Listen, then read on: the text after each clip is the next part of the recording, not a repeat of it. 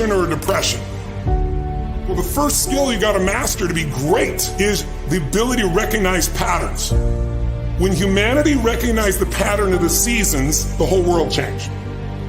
Because we went from hunter-gatherers trying to survive from place to place where we're exposed to everything, to wait a second, if we plant in the springtime, we protect in the summer, we reap in the fall, and then we hang on to some of that so we can live through the winter. That created communities for the first time, and then eventually cities and states and countries. So that changed the world. What will change a person's life is when you realize there's also a set of seasons in your own life.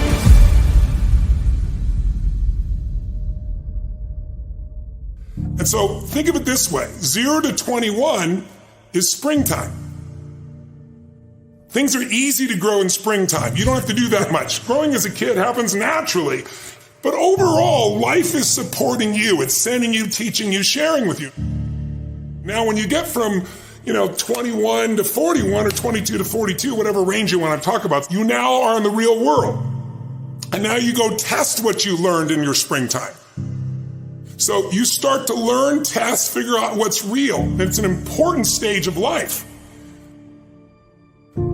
42, 43 to 62, 63 is the power of your life. If you worked hard in the spring and the summer and you put yourself out there and you planted, it's a reaping time. It's a time when you really become a leader.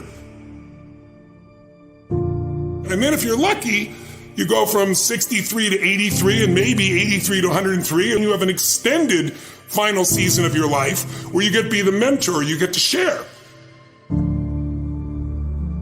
You get to make a difference. And maybe towards the end of your life, people look out for you again after you looked out for everybody else. That's kind of the cycle of life.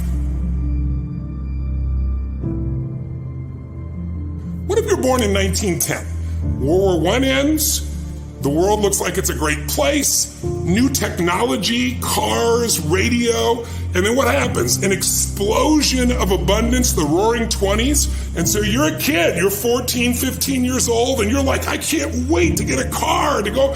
But what happened when that person hit the next stage of life at 19, 20, 21 years old? As they came of age, it's 1929. And suddenly, people are jumping out of buildings, total depression, dust bowl, nobody's got jobs. It looks horrific, and it was horrific.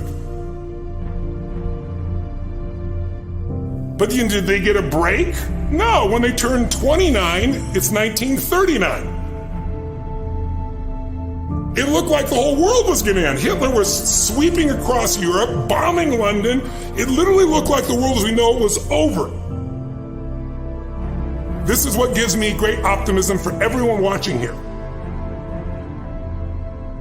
Winter's not forever. No pandemic lives forever. Everything changes and everything ends. And the good news about winter is it's always followed by springtime. What follows the night? The daytime. What a cool way to set it up if you were God or the universe. The first thing I do every single morning is I go in freezing cold water. And when you jump in, it never feels good to go in, but getting out, you feel incredible. But I do it for a different reason. I do it to train my brain to say, when I say now, it means now. When I say go, we go. I don't stand there because it's cold and go maybe in a minute when I'm ready.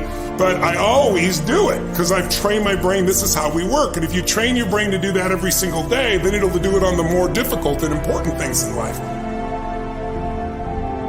But the essence of it is, I change my body radically, and I do 3 things to make sure that my brain is primed. And what I mean by primed is, most people think their thoughts are their thoughts, Lewis, and you and I know better.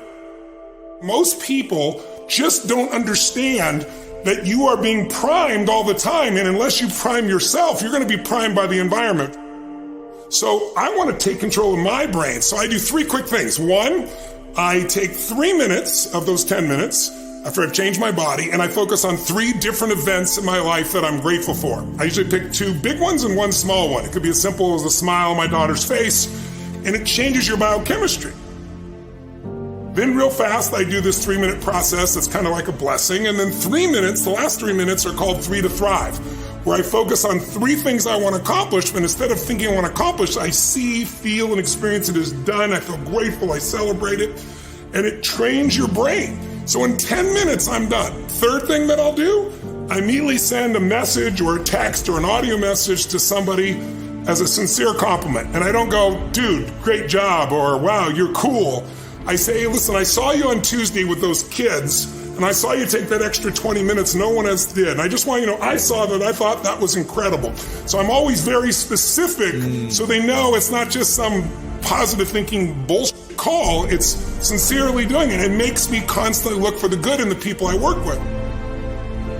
Fourth thing I do is whatever I don't want to do, the most challenging part of the day. What's a story we all love? It's the comeback story. It's the comeback, it's the Rocky, it's that music where all of a sudden you step back up and you take control and rock. Good times create weak people. Weak people create bad times. Bad times create strong people. Strong people create good times.